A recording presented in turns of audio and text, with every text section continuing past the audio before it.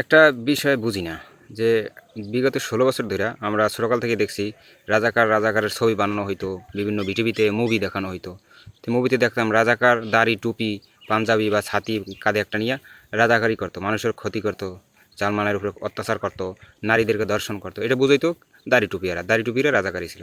বর্তমানে সেই ফেসিস্টদের আমল এখনও সেই দাড়ি টুপি বোঝানো হইতেছে, অথচ সেই সময়ে স্বাধীনতার সময় যে রাজাকার যারা ছিল তারা একটা বাহিনী ছিল, আনসার বাহিনীর মতো একটা বাহিনী ছিল, মিলিটারিদেরকে সহযোগিতা করার জন্য একটা বাহিনী ছিল। এটা আমরা সবাই জানি, বা ওই সময়ের যে ভিডিওগুলো সার্চ করলে দেখা যায় যে তাদের কোনো দাড়ি টুপি ছিল না। কিন্তু আমাদেরকে 16 বছর আওয়ামী ফেসিস্ট, আওয়ামী জাহেল, আওয়ামী সন্ত্রাসীরা আমাদেরকে বোঝানো হয়েছে দাড়ি টুপি এগুলোই রাজাকার।